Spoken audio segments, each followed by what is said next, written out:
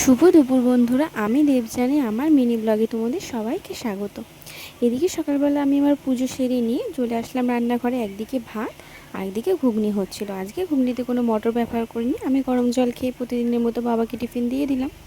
চাও বসিয়ে দিয়েছি একদিকে, আরেকদিকে আমি নিয়ে যাব বলে এদিকে আমোদি মাছের ঝাল করলাম। তোমরা কে কীভাবে আমোদি মাছ খাও? আমি এভাবে খেতে খুব পছন্দ করি। এদিকে ভাতও হয়ে গেছে, সবাইকে আমি চাও দিয়ে দিলাম, আর আমার মাছও কিন্তু একদম রেডি।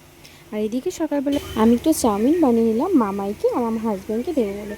যেহেতু মামাই রোজ থাকে না, তাই ভাবলাম ও বাড়ি যখন আছে একটু চাউমিন করে দিই। এদিকে মাও এনেছিল রাত্রেবেলা তালের বড়া, তাই আমি ওখান থেকে একটু বড়াও খেয়ে নিলাম। আর ইনি হচ্ছে এখন ভাইয়ের দেওয়া প্রসাদগুলো নিয়ে খেতে বসেছে। মা এনেছিল আমরা, আর বড়জামাইবাবু আজকে অনেক রকম বাজার করে দিয়ে গেছে। লোটে মাছ, ভোলা মাছ, ফুল চিংড়ি, বড় রুই মাছ, আর ছিল মাংস। এগুলো মা দুপুরে রান্না করবে। এদিকে ও আমাকে অফিস দিতে চলে গেল, আমি অফিসেও চলে আসলাম সবাইকে বলে। আর দুপুরবেলা আমাদের রান্না হয়েছিল ভাত, এই যে আমোদি মাছের ঝাল, লোটে মাছ, একটা চচ্চড়ি, সব কিছু দিয়ে মাছের মাথা দিয়ে ডাল আর মাংস। এগুলো রাত্রেবেলা এসে আমি খেয়েছিলাম।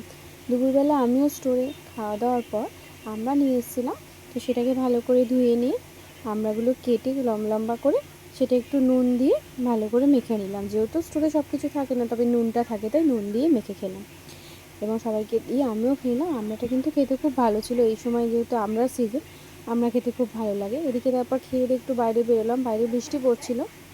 বাইরে আমাদের অজিনগরের মোড়ে এটা কিন্তু খুব সুন্দর করেছে।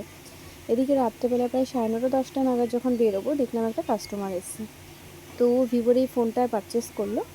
তো ফোনটা হয়ে যাওয়ার পরে আমরা সবাই তারপরে বাড়ি চলে গেছিলাম দোকান বন্ধ করে। আজকে এইভাবেই আমার দিনটা কাটলো। তোমাদের কেমন লাগলো জানো।